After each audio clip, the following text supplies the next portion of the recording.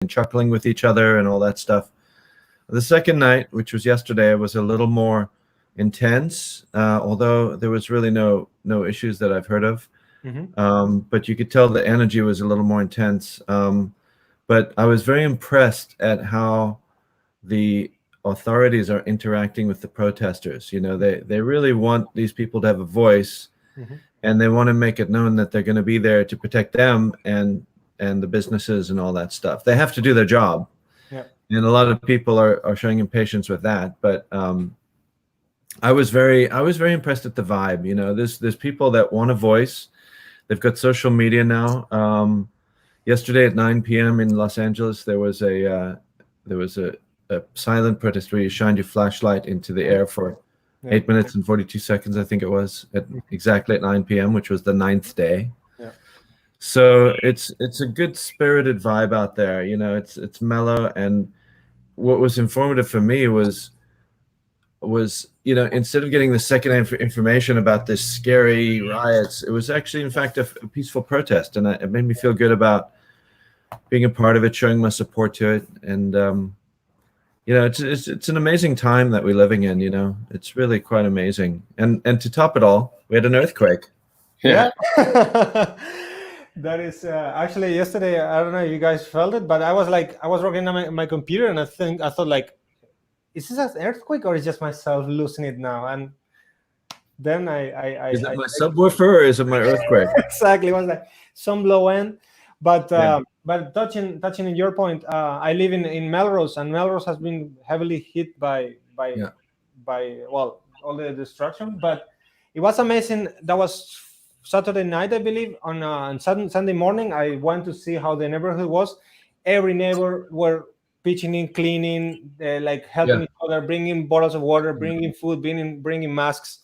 So it's I think communities are getting together. Communities are realizing where the issues start, like lay and what I was saying before, that some of the viewers, I think they join later, and the live has been a bit delayed. But what we're saying before, whereas just let's hope that this there's a change. There's a change for good.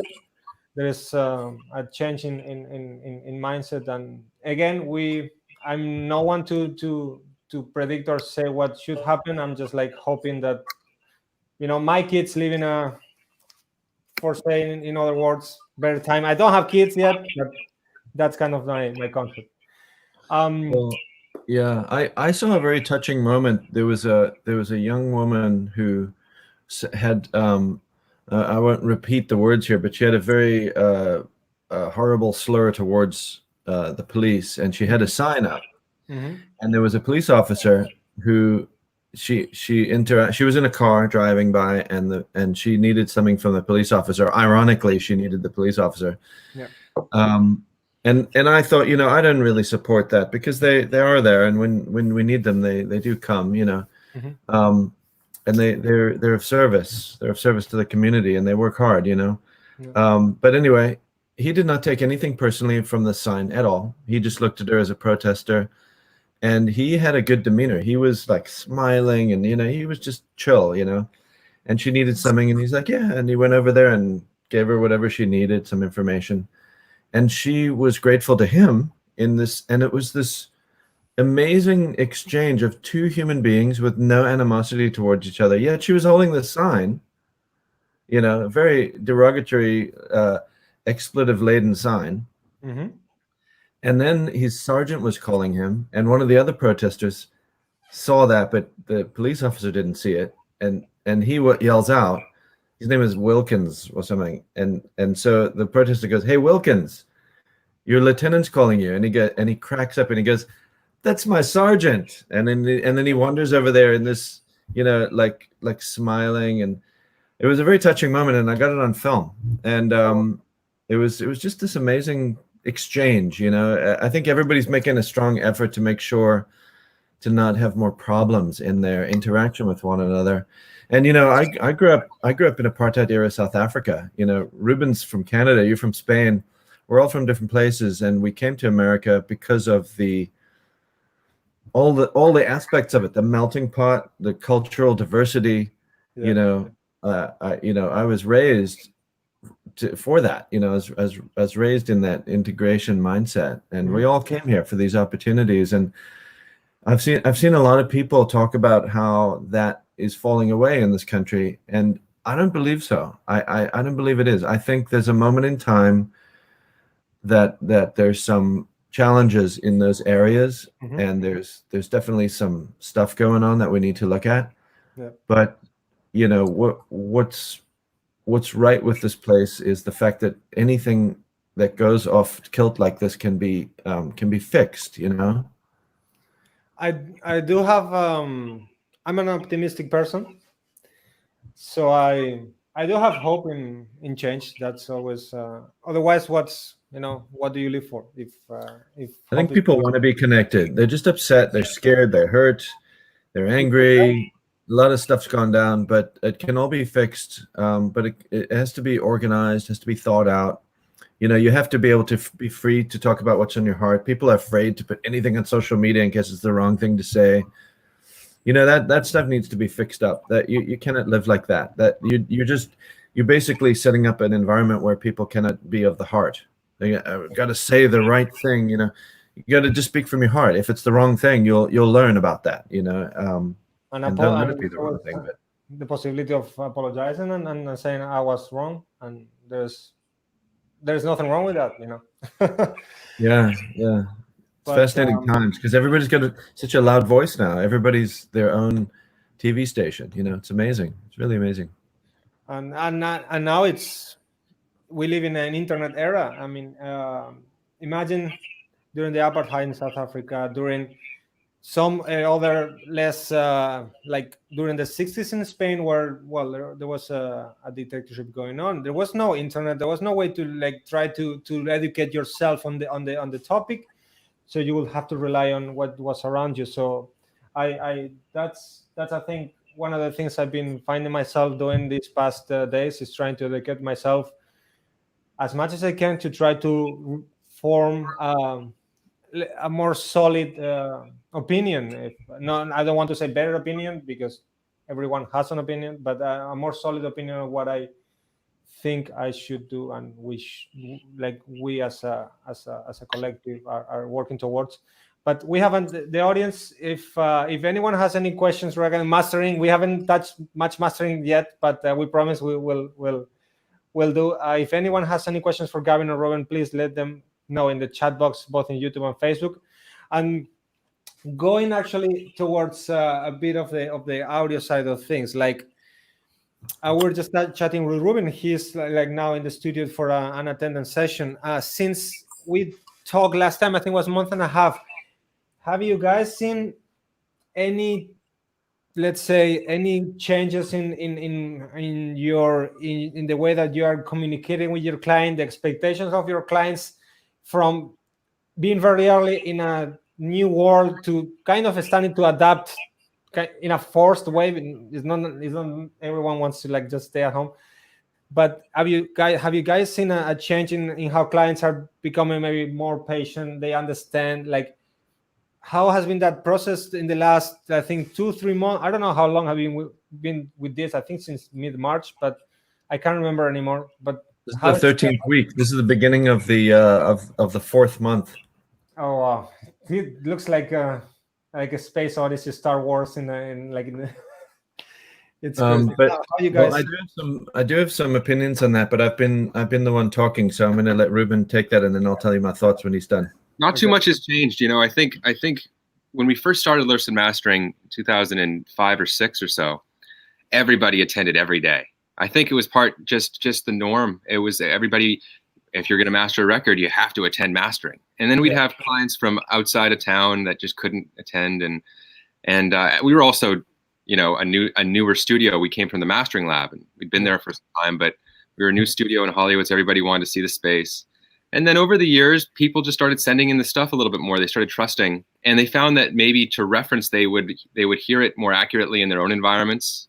So attending has, and we're not alone in this. I think it's just across the whole industry. Attending has become less and less of a thing. It's more of an unattended thing day to day, which is actually kind of disappointing for both Gavin and me, because we actually enjoy the company, but it's not required. it's not required for us to have people in the studio for us to do our job. So much of what can be decided on can happen from a phone call and an email. And the most important thing is just listening to the material at hand, because that does most of the talking. Just listening to the material, sizing that up in a way that words can't even express. The music tells you everything you need to know. Then you actually get on the phone, have these types of discussions. But in terms of your pointed question, there hasn't been too much. Everybody has been very understanding, but we haven't had, thankfully, to hold up projects. We're considered necessary or workers. There's essential business, essential workers. So we've been just at it. We have 2 studios and we keep it cranking. There are a lot of cool technologies that have come out now that allow you to send stuff from Pro Tools sessions, and people can pick up the audio in their Pro Tools session and have discussions. So I think that there's going to be more need for that type of technology. And I know that services like Sound Better and other services are connecting musicians and producers and artists online. So all of this new ecosystem is arising and only being fueled by the fact that we're all social distancing, so we can work collaboratively in our own little cells. Yeah. I've seen I don't know how. Yeah, I agree with you, but I don't know how different it is, because over time, as we started working with people from all over the world, obviously they cannot all come in. We have a far reach. We deal with people in South America, Brazil, Argentina, all over Europe. A lot of the Eastern European countries, believe it or not. Oh wow. The Asian countries, and there is a dialogue that happens. There's an initial outreach where we're talking about scheduling and budget and so forth. So that usually goes to our studio manager. And once that's established, then it becomes about the music. Once the budget's set, once the timeline of the project is all, set and boundaries are put down between all parties, everybody knows what to expect at that point. So then it becomes about the creative aspect of everything. So we kind of got used to, over the years, just dealing with everybody all over the world. And we use the same technology to get attract to somebody in China that we do a block away. It's FTP in and out. The mix comes in, the changes happen. So, the conversations aren't that different. One thing I have noticed is that a lot of our clients, well, all of our clients, when you think about it, they rely on their live performance as their income. Yeah. So now, because people are financing their own projects, making music now is kind of like printing business cards. You go to the printer, you pay them, you grab your cards, and you start giving them out. That's kind of how music has become, in a way. Yeah. I don't know if it's the best analogy, but it is some sort of analogy. So I don't know. We just kind of got used to dealing with people that way, and their live income has tightened up, so they're tightening up their budgets with the music, and we have to play ball with that. If we want to stay in the mix, if we want to have a seat at the table, we have to understand that their income stream's affected. Yeah. And so what we do is we look at our expenses, our crew, everything that we have, and we run a pretty lean ship. Yeah.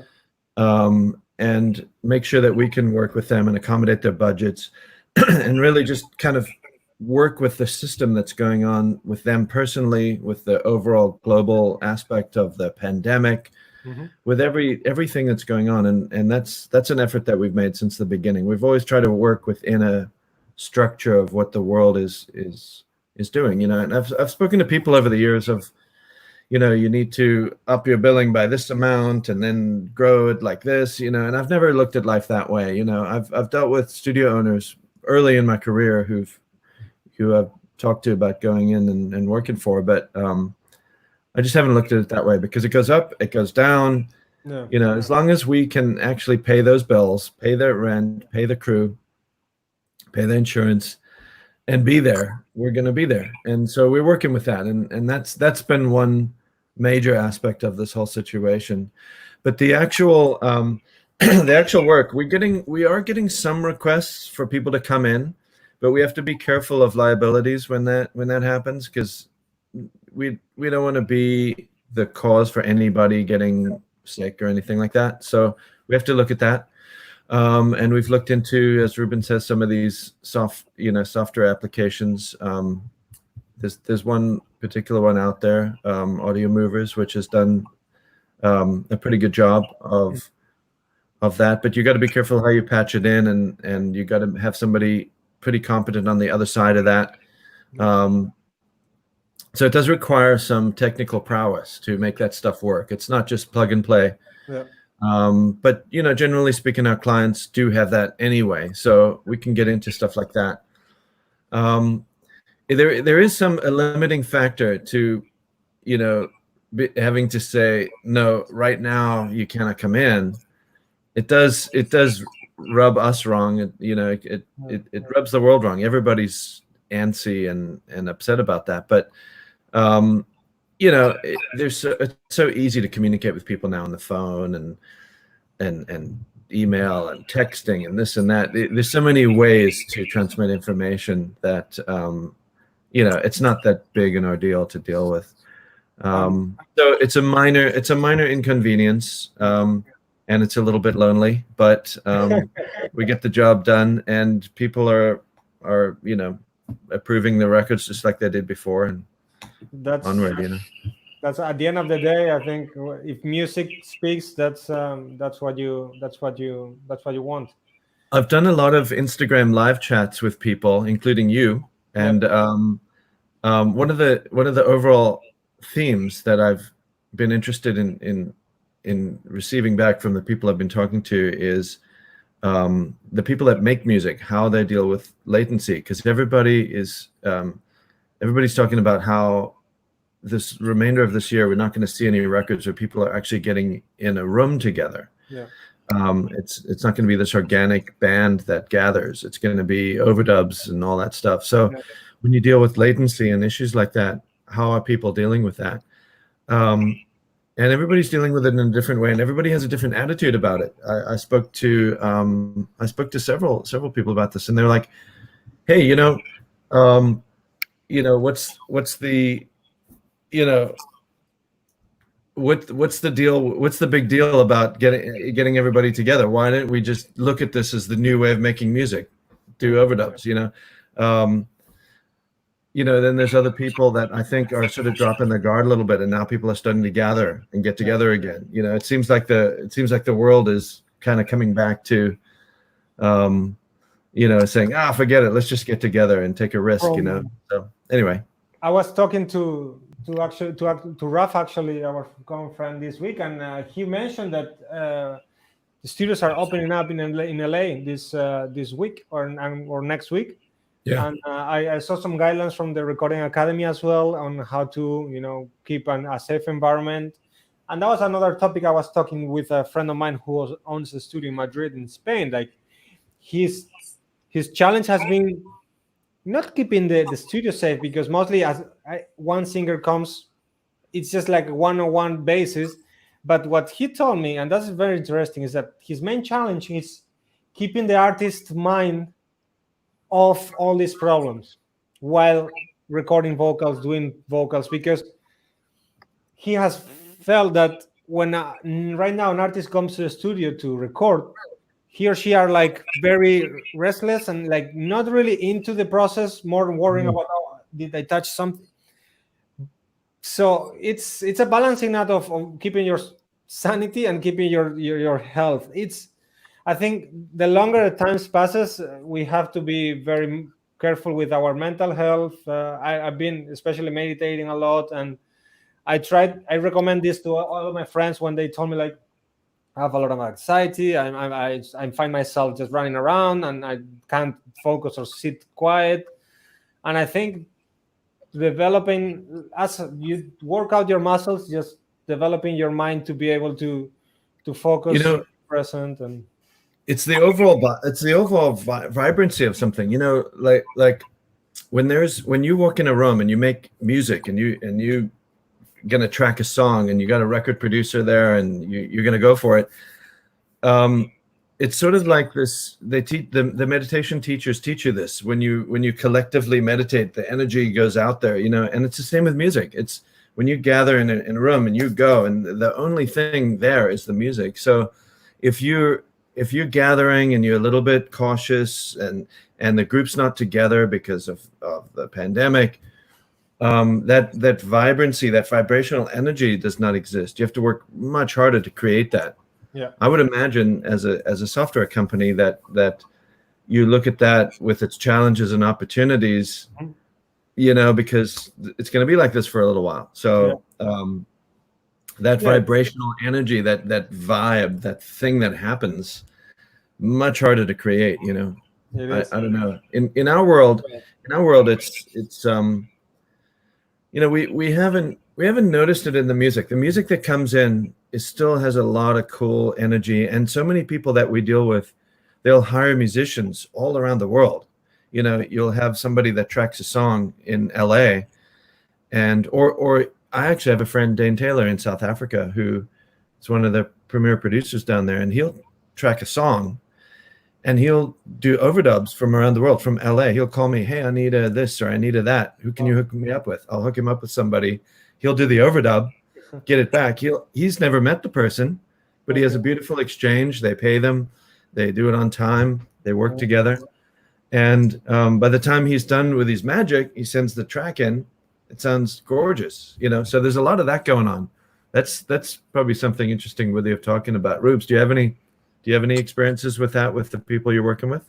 You know, I think that you're right. You know, when you're disconnected from people, you're not in the room. There is this sterile kind of lack of energy, but there is something kind of cool about presenting your best hand and having the ability, you know, at least in mastering, nobody knows, you know, when nobody's attending the session, nobody's in the room with you, nobody's seeing you struggle. It's actually great. Because all they hear is that first round. All they hear is that what you present. You could do it 100 times if you need to. Yeah. And sometimes, you know, let's be honest, and every mastering engineer will agree with this. You have to try things and you have to kind of experiment a little bit. And that's not always something that you want to demonstrate in front of clients. You know, so many of the times when the client leaves the room, we're like, okay, now we can actually get to work. Let's try this, let's try that. Does this work? Okay. And then, okay, come and check it out now. And you know, the real pros, like we had Tony Maserati in the studio years back. And he says, I don't need to be in the room. Call me in when it's done, when you have something to show me. You know what I mean? Like there is something, because he knows that he wants us just to do what we do. And when it's ready, he'll come in at that point. And that's something that, you know, that's just experience talking loudly, you know? Well, there's various reasons for people coming in the room. Some people just want to see, you know, everybody's mixing in a compromised environment these days. And in our environment, we have to have this pristine acoustical setup, and it's got to be right, because what we do is the final thing. It goes out. So a lot of people, you know, you say when the real pros come in, they have that thing, but there's also different aspects of people coming in. So there's people that are working in this very compromised environment, and they just want to hear their music in our environment. Yeah. You know, even the pros, anywhere from beginners to pros, anywhere, and anybody in between, working on some compromised setup. Really, like, look at the speakers behind Ruben there. Those are ATC 150 SL speakers. And that room is a George Augsburger room that we have in Burbank. And it's pretty amazing. You put your music on and you just melt into it. That's how that room's been set up. So so I get a lot of people that say, hey, man, I just want to get in there and hear what it is. And don't worry, I'll be a fly on the wall. I won't say anything. And then you come in and you're like, hey, how's the kids? How's the wife? You know, and then all of a sudden, all this time goes by, and you're like, hey, wait a minute, we have to work. So you have to be careful of that. You know, that's something that everybody has to be careful of, obviously. But that's nothing. That's no big deal. That's human interaction. But yeah, the way that I like to work usually is if people do come in, give me some time with this music before you come in, so that we can do what Ruben talks about. You know, we can get in there and try this and try that, and you know, but there are other clients that really like to be there, and they get into our little sonic audio bubble, if you will. Manny Marroquin says that it's like once you're in the bubble, everything, you stay in that bubble. They like to join us in that zone, and these people are very experienced. We work with a lot of people from Disney, working on these Disney scores, and we'll get a global vibe, and then they start changing the mix as we start changing the mastering. You got to be careful about doing that, because I could talk about that just for an hour just by itself. But you know, they hear what we do, they then take that in, they decide that they need to do something different on the mix based off what's happening with what we're bringing, and then it's this kind of give and take, kind of all moves towards one finished place.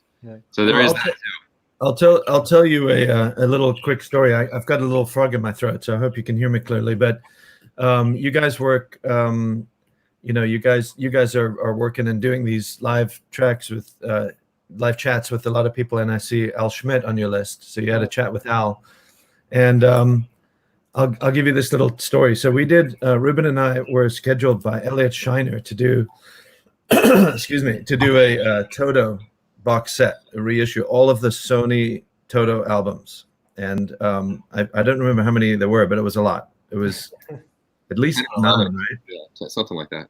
Yeah, it was a bunch. So we were blocked out. They blocked the time, and so Elliot flew to town. He lives on the East Coast, and the band came in, who's primarily led by Steve Lukather, who's this incredibly cool human being. He's got such a huge heart, and he is as funny as a person as you'll ever meet. And his mission, his entire mission throughout the project, because he knew, this is the thing about showing up. Steve Lukather knew that he had professionals. He had Ruben and I working on this thing. He knew that we were going to get it right and give him his product. So he made it his mission to try to throw us off with his humor, with crazy pictures he found on the internet, crazy jokes. And it was such an incredibly joyous experience because it filled the room with love. And, you know, it wasn't just Steve Lukather and Ruben and I in the room. It was the band and all the people that came around. And so what Elliot was doing was inviting people to come around and listen, people that had been associated with a band over the years. At one point, the late great Ed Cherney came in the room, you know, because he's friends with that group, and he's tight with Elliot. Mm-hmm. And at one point, when we were working on Toto 4, mm-hmm. Al Schmidt came in. Al Schmidt recorded that album. And so I'm sitting there with at least 2 people from the band, Al Schmidt, the original tapes, and we're working on Toto 4, and the late, great Greg Ladani mixed that album, who I used to know in my time with Doug Sachs. And so I'm sitting there going, wow, I'm just this kid from South Africa. How did I get here? Because you know, this is audio royalty now. Exactly. I've arrived. It's like Hall of Famers, you know. And there was one single moment which, in my 29 years of audio processing career, it's probably the most meaningful moment to me. And if Al ever sees this, he might be surprised to hear this. But I grew up with Al in the studio as an assistant working for Doug Sachs in my early years. Mm-hmm. And I've kept in touch with him ever since. I've known him almost 30 years. And we're working on Toto 4, and we get to the song Africa. Everybody loves that song. And, you know, this is the big money shot of the whole project. And I look over to Al to see if he likes what we're doing, and he goes like this. And I thought, I'm done. You've done your job. Where do you go from here?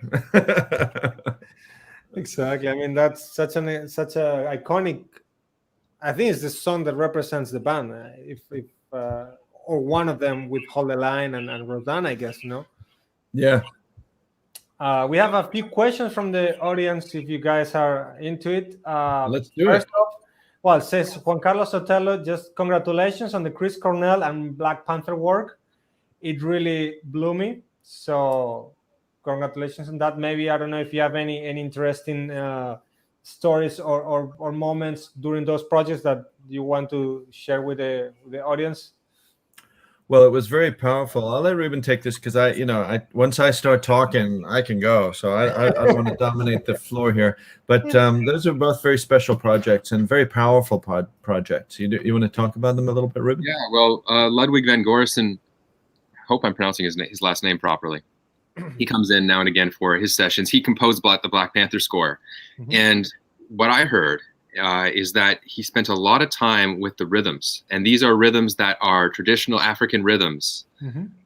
And he really pushed to have that part of, because each rhythm traditionally represented something in the culture, right? So this particular rhythm represented something that's going to happen versus another rhythm, maybe something that's, for time of sorrow, somebody passed away versus a celebration. And all of these different rhythms have different meanings. Now, the powers that be that write the paychecks, they think, okay, the audience doesn't care about this. Does this matter at all for the film? And he really fought the good fight to keep that in there, because it took more time and effort to make sure that all of this stuff was paid attention to, and it made the film. So even to that degree, how much time and consideration these projects take, that there's things in these projects that most people don't even know about. It was Disney, I think, and they really enabled the composer and allowed him to spend extra time and extra money to use the African drum rhythms as a language, because the rhythms actually have their own language to them. And this is it goes back thousands of years as to how people would communicate with each other using drum rhythms.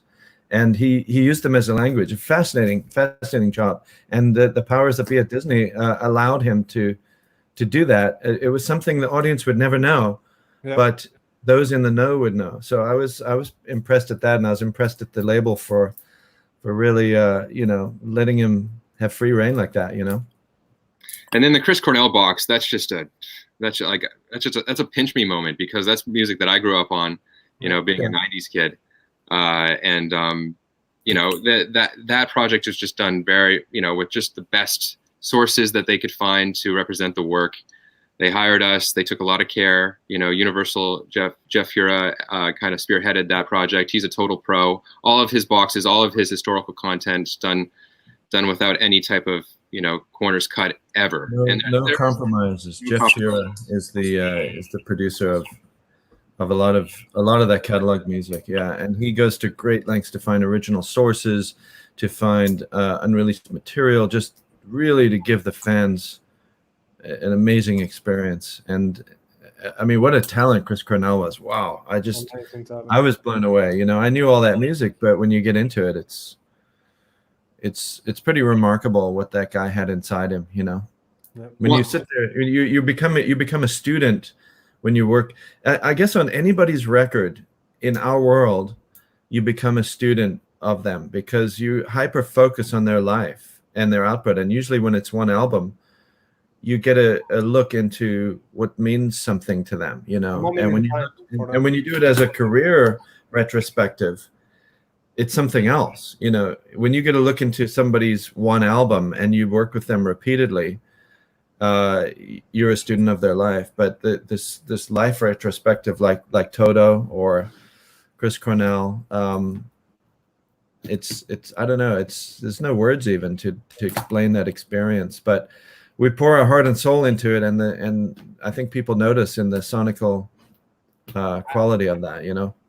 I think sorry, I was just going to say one Carlos asked another really good question. He says, what do you think are the hardest obstacles when trying to reach mastering in a college program, since they are just learning the basics? And this is something that is a tricky thing, because how do you teach mastering without mastering 10,000 songs and have that type of experience under your belt? You can't really teach the art of mastering by just working on one song, or maybe even 100 songs. You really need to have a real understanding of what your tools are.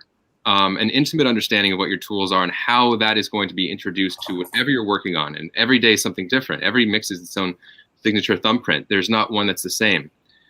So I relate it to learning music. If you can play an instrument, you're not going to learn how to play an instrument just by playing 10 songs. You have to sit for quite a while and really understand what that instrument can do. And then not only that instrument, you have to understand music in general and how melody weaves over chord structure and changes, and understanding that even if you don't understand the language of music, you have some kind of innate sense of how all of these things combine and come together. Yeah. And that's what mastering is. And now that everybody has all the access to all of these different tools, I feel that people get quite lost in that.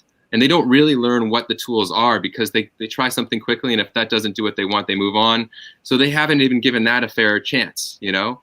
It takes a long time to really learn what that tool is doing, whether it's an EQ or a compressor or what have you, or a combination. And that's very important, is a combination of multiple tools all combining to do one thing. You can then understand and anticipate what the cocktail of the day should be to get the most out of whatever you're working on at hand. Yeah. That does take a lot of experience, but you know, when we're mastering records, we are not just listening to the music and we're not thinking, okay, this project, this particular song needs a half dB at this particular point of the frequency spectrum. Mm-hmm. We are, that's not the way we work. We envision in our mind's eye where this material, this song, just one song even, let's just talk about a single, can be best realized in its best form. And that can be many places actually, but all within a particular place which feels optimized, which brings the life out a little more if that's needed, whatever's needed. We project in our mind's eye where that finished place is.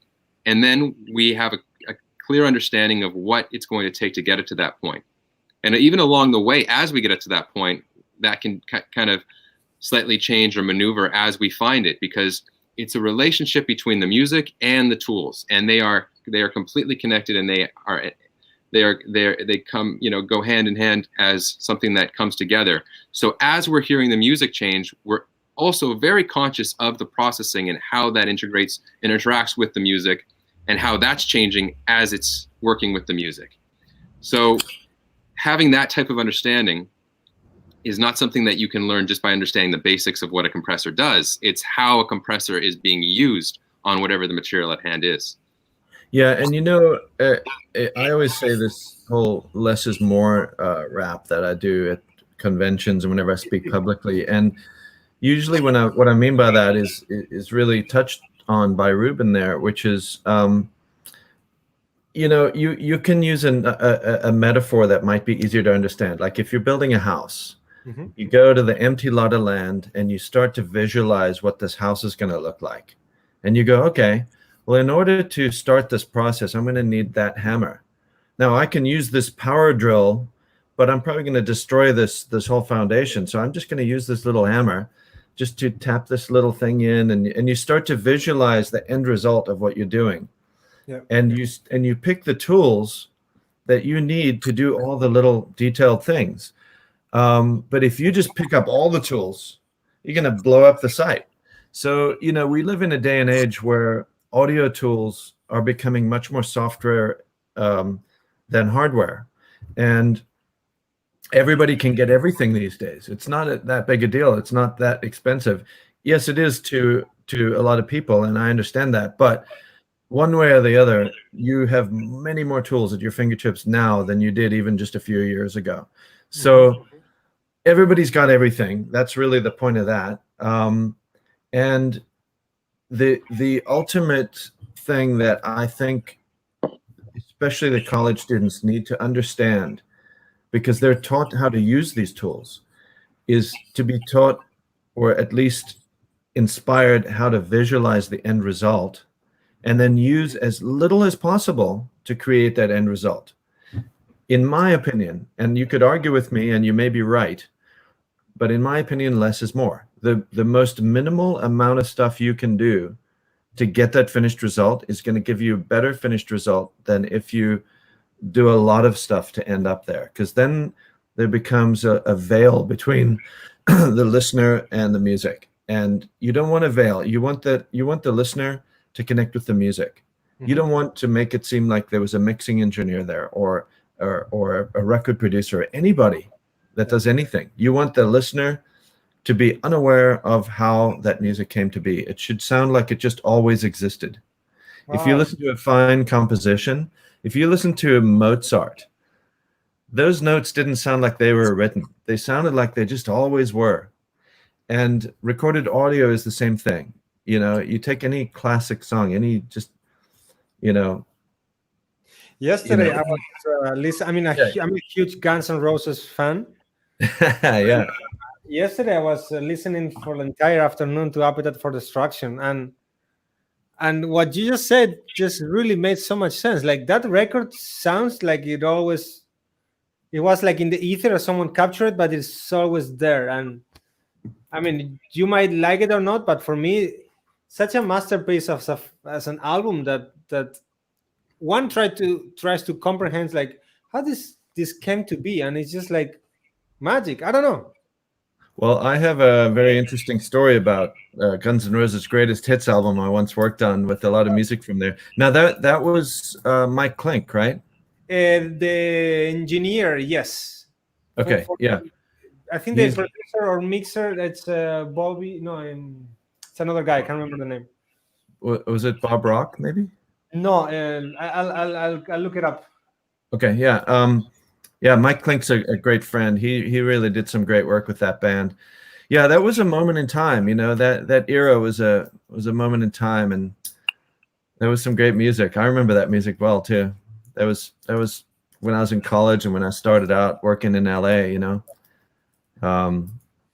but some pretty great stuff. But yeah, it's timeless stuff. It's, you know, you end up in this place by visualizing that place, and then you just use whatever tools are at your fingertips. And you know, people get wrapped up in the tools. You know, people really get wrapped up in the tools. But if you consider the way the Beatles made their records, you know, they would take an amp and plug it into the console and start playing. You know, they didn't have the stuff we had. And listen to those albums, even today, how those albums compete with what's going on. You don't need to go crazy on tools. It's really cool to have the tools. It's really cool to have these hardware and software tools that have developed and integrated in our lives, and they're very useful and necessary and a part of the growth of everything.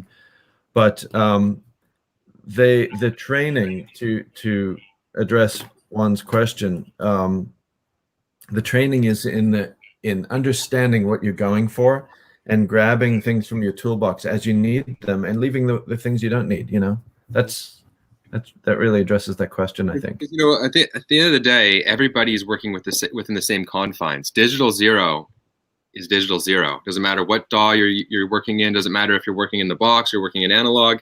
We're all working up against that ceiling. And now that ceiling is actually in a relative place because we're dealing with loudness normalization of streaming platforms, which we could talk a whole lot about also. But just talking about the ceiling before now loudness normalization, we're interacting with that ceiling.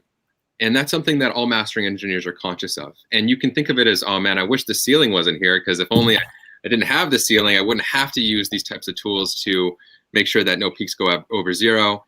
But actually, I love the fact that I have a ceiling to work up against, because I have something that is in a place in sonic space, and I can use as something to work up against, as though I use this analogy. We love using analogies. I have this analogy of a punching bag. You know, and if your transients are here and your punching bag's here, you can have a little bit of limiting and compression before that like just before that digital zero to work up against. And it's almost that in this case the punching bag doesn't move. But imagine like you're right back here, and then you're trying to punch it versus right here and punching it. You're gonna have way less impact here than if you're back here. But that impact can be musical if you dynamically process in a musical way. Yeah. So if you're using compression for those purposes, to get the life and the movement out of your recording that might not quite be there in the mix, but has the potential to be better realized or fully realized in mastering, you can use your compressors in a way to turn this into this. Yeah. You know, so things breathe and move. That is using compression as a musical tool versus a tool to try to achieve a certain amount of level, what have you. And these are all the things that we get into in mastering, and all of this can be achieved in a bedroom. That's the reality, as long as you know what those speakers are telling you, or in a tuned environment with any gear, all the gear under the sun. It's really that understanding that can be developed in terms of where you need to end up and where you can go and what can be best realized and how to best utilize all of these tools at hand to deliver those results. It's a great way and a great analogy, by the way. And I think touching on this this topic of mentorship, learning, being a student. Sasha from Amsterdam, he's actually one of my former students from Abbey Road, says, a question for later. What is one of the tip that you can give us regarding being an outstanding assistant in the studio and keep learning? Oh, definitely. I can talk about that. But do you want to say something, Rubes, or for me to take that one? Sure, I'll just say something quickly. I think that one thing that I learned from you, Gavin, when I was assisting you, is it's very easy to try to, well, first off, everybody wants to impress everybody at their first day of the studio, and they don't know how to do that, right? And maybe this is almost a little bit old school because the whole idea of mentorship, protege, and coming up in the studio environment is not the same today as it was for me when I started, and certainly not when Gavin started. Yeah. So much has changed so quickly, and I've been at this almost 15 years, and Gavin's been at this almost 30. But let's say you do want to go down that traditional road, and you do want to work. You know what? Let me take it even outside of just the traditional sense. Let's say you're working for anybody, in any kind of sense. What your idea of trying to be impressive, especially if you're young and inexperienced, is usually not what you think.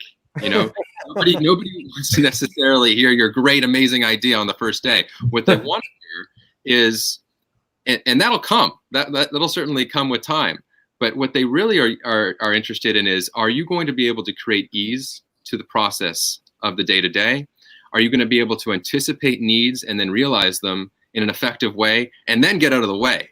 Because the train's moving, and you can very easily, under even the best intentions, all that can come down to a grinding halt. And somebody that's inexperienced, and I can tell you stories of my own experience that I can too. You don't even remember it. You're not conscious of that because you just haven't lived it yet. And then once you get a few years under your belt and you see the new people coming in and you understand the rhythms of the day and how things move, and somebody comes in with their great idea, under the best of intentions, all of that focus just goes to that, and now you have to deal with that versus the task at hand. So, in short, the best tool that I can impart is to put yourself in the shoes of the people that you're working with and understand it from their perspective, not only your own. Understand what's important. Try to catch the rhythm. Try to catch the rhythm of the room. Is it the right time to speak up? Is it the right time to sit back and let it unfold and just support that whole team initiative? You know, and I'll say one more thing.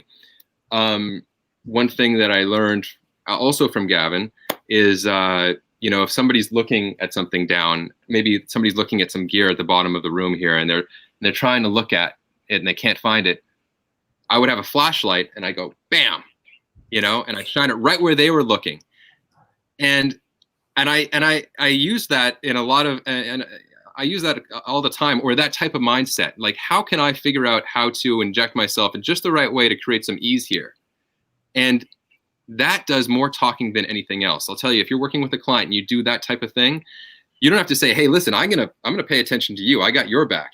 You demonstrate it by doing that. That speaks volume, because they're gonna say, wow, this person's really taking my needs into consideration. They're not telling me they're gonna do something. They're showing me with their actions they're gonna do something. And if you do that 10 times in a row, they begin to understand you as somebody that delivers that, and then they depend on you for that, or they can count on you for that.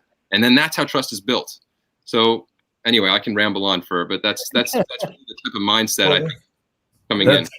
What you said at the end there, I'll work backwards from that. You said that's how trust is built. So it's a really great question, Sasha, and I think we could talk for hours about it. And what I'll say is this.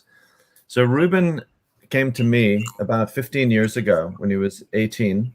I've given up your age there, Rubes.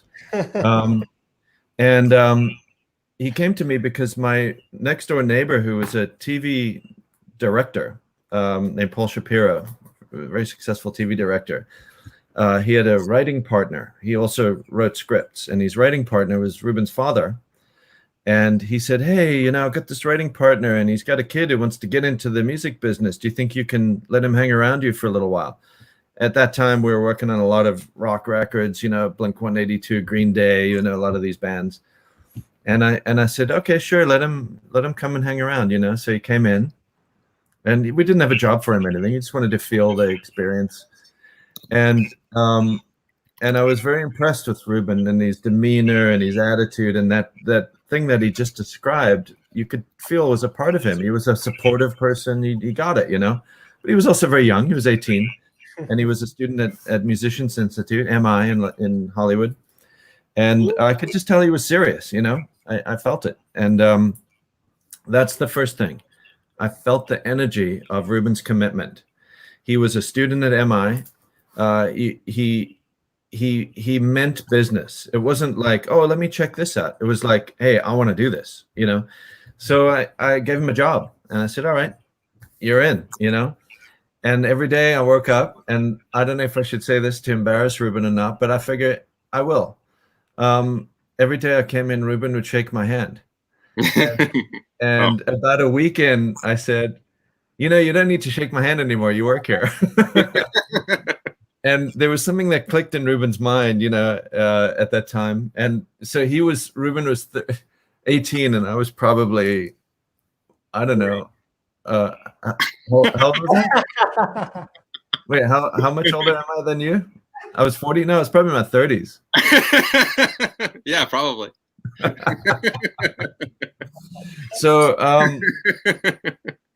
So no, actually, wait. I think I'm 20 years older than you, Rubes. So I was 38. I was 38. Anyway, so as time went on, what Ruben and I interacted on, and by the way, Ruben's become just a complete pro and a Latin Grammy Award winner and many other accolades, and a software designer. And I mean, Ruben has put himself a seat at the table in a very, very well-earned way. And we're partners and equals now. The protege-mentor relationship is behind us at this point. So it grew into that, which is very, very meaningful and special when something like that can happen, which is so rare.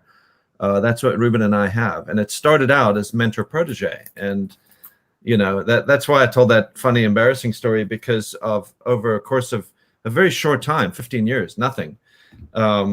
It's become something else, an entirely different relationship, So, I won't take too much time to explain this, but basically, if you can be of support. So if you consider a business like ours, there's 6 people that we have: managers, engineers, assistants, right? The engineers bring the business in. The producers, the artists, the record labels, they come in and we service those clients. We're of service. We're not there to tell them what we think about something. We're not there to tell them what we did that weekend. We're not there to waste time on anything except working on their vision. We are there to service and facilitate their vision. The assistants are there to service us, to service their vision. So we cannot service their vision by ourselves. It's impossible. We need assistants, we need managers, we need the whole machine to work, and everybody needs to understand their place in it. And if you're a young assistant, you're there to serve and service the engineers and work with the management of the facility to help service those engineers in just the right way, down to anything. And Ruben gave a great example of it, which is, if I'm sitting there, I want to adjust a piece of hardware, Ruben's there with a flashlight, and I'm like, oh, now the way trust is developed is this. I'm not thinking, oh, Ruben's trying to, get all this software and become his own engineer and use our name to become his own person.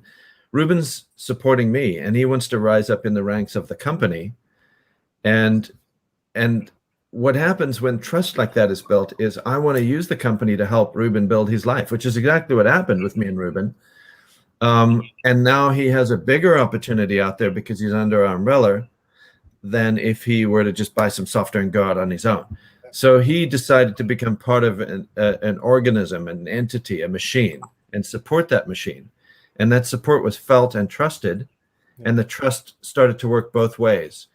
When you're a young assistant, I think a lot of times you work hard to gain the trust of others, but it's also important that you trust them. And if you're really with a good leader, a good organization, they're going to understand that trust has to work both ways. in order for that relationship to grow. So I hope some of that information makes sense. It's a two-way street. It's about the type of support that you give. It's about the type of support that you get. And it's about your mission and your journey forward, and whether you really want to be involved in that. We've had people that come in and convince us they want to be involved. And then they get involved and they go, oh, wait, maybe this is not for me. You know, this happens at every studio all the time. You know, you have to kind of have the sense of what you want to do. Do you want to go independent? Do you want to just get, you know, when I started out, you'd have to spend $100,000 to enter the game, and then you had entry-level gear. Now you can spend $1,000 and have what everybody has, you know? So do you want to be independent? Do you want to be part of a machine? Do you want to be a part of that mechanism of trust gaining and trust building and all that stuff? And it has to be authentic, because if there's any aspect of it that's not real, that you're just kind of phoning it in, but it's not from your heart, it will be detected. It'll be felt, and the whole thing will fall apart. It has to be a real, authentic, and honest approach to that dialogue, to that concept. Yep. So that's my response to that question, and it works. And Ruben and I are living proof of when stuff like that does work out. Nice. We have another question. We are like 5 minutes almost for an hour. We have a few last questions. One is from actually a common friend, Dave.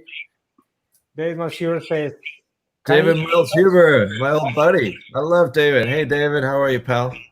Can we talk about gain staging? Now, we've got 5 minutes to go, and that's a topic that's going to take us into the ether for hours. Well, we can combine the two, actually. There's one about that, and there's also, can you guys pay attention? People start to pay attention to LUFS when ask you for mastering for streaming services. Rubes, you and I have spent years on gain structure. It's everything, and now it's related to audio and LUFS. I'm going to let you take this one. And David probably already knows what I would say. So let's hear from you on that. So gain structure, in my mind, has to do with how all pieces of processing work in hand. You can push dB and from this piece of gear into this piece of gear, or you can take away this dB and then add it on the back end, post those two pieces of gear, and that's going to greatly change how all of this interaction is going to happen.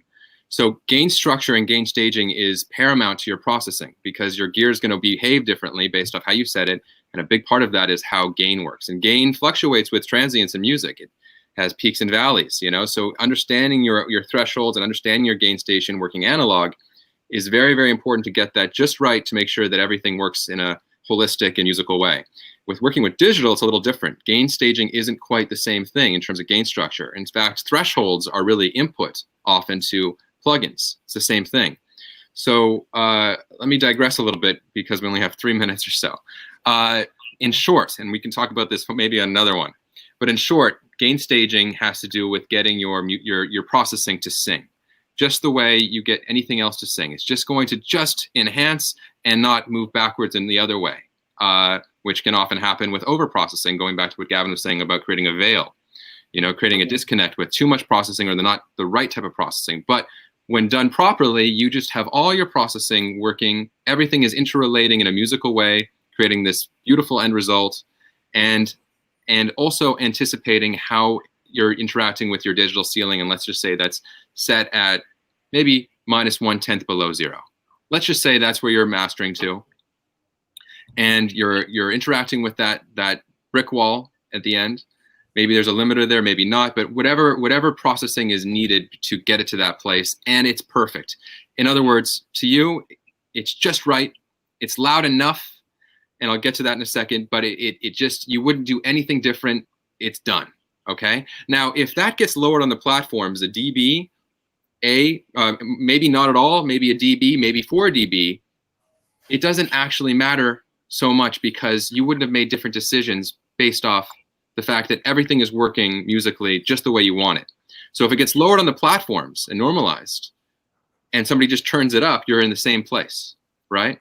So often people think because of Spotify normalizing everything to around -14, Apple Music to -16, and there's kind of a window of where things are being normalized down. Are you, as a mastering engineer, aiming to that place? And the answer is only if the music calls for it. There are certain, maybe orchestral scores or gentle, very high dynamic in terms of peaks and valleys, not just in terms of punch, but passages that have low sections and loud sections that you might end up musically in a preferred place more around -13. It could happen, in which case it'd only be dropped down to dB. But if we're working on pop arrangements, rock arrangements, oftentimes in order to get, for musical purposes only, not to compete against other records, let me make sure about that, because there's records that are all over the map in terms of loudness. For musical purposes, maybe -8 is actually preferred musically. And you wouldn't want to come in under that, because if you did, it wouldn't sound tight and punchy in the right way. It would sound kind of loose and not like it's fully reaching you as a listener. -8 is just right for that mix at hand, which is always based, the mix dictates. Uh-oh, we lost him. Yeah, maybe you're there, right, Gavin? You hear me? I'm here, yeah. No, just actually, I think what Ruben was saying, like, I think, I don't know if what Bob Katz, who told me this, or George Massenburg, that the loud, I think it was Bob Katz, the loudness potential of a song. The other was, I think I found it very interesting, where, like, of course, a rock song, it's not going to have the same loudness potential as like a blues track or maybe something more classical. I think we lost Ruben, but let me address that. Let me take that for a second. So there's average loudness, right? Now we lost him entirely. So there's an average loudness of a track. Oh, I think he's coming back in. There he is. He's back. We lost you. We lost you with a facial expression like this, Ruben. You were like this, and then you froze. I'm going to let you finish. And I was just about to take it for you, but go ahead.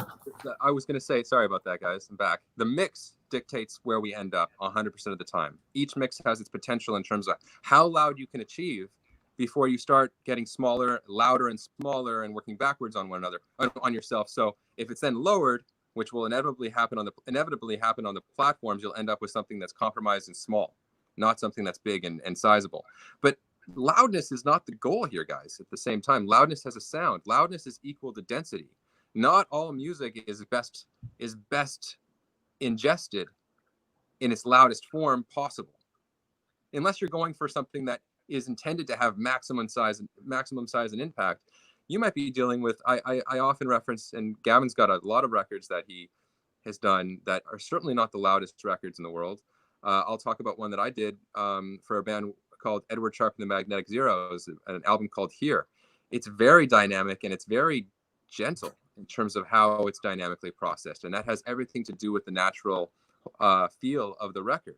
It only has one dynamic process in the entire chain, and that's a Fairchild 670, an actual Fairchild 670 hardware that was used on that mastering chain. That's the only compressor in the chain, and it's a very kind of just gentle.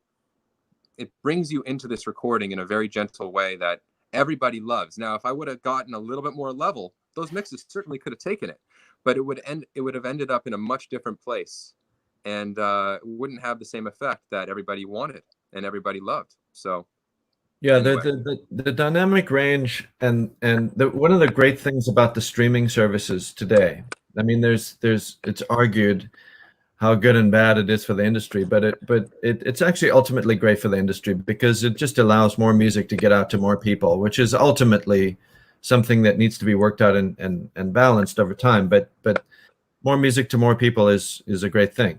But one of the great things technologically about them is they've forced the hand on allowing dynamic range to come back into music, because if you squash down your peaks and you make your music smaller, what happens is they're leveling everything out. So if you've got something in full dynamic range and you put it next to a track with a more compressed dynamic range, the one with the more dynamic range is going to breathe and sound better. So in the olden days, being 10 years ago, when you could compress that down to raise your average level up and be louder than somebody else, that was because of the technology of the day that allowed the perception of that to be there.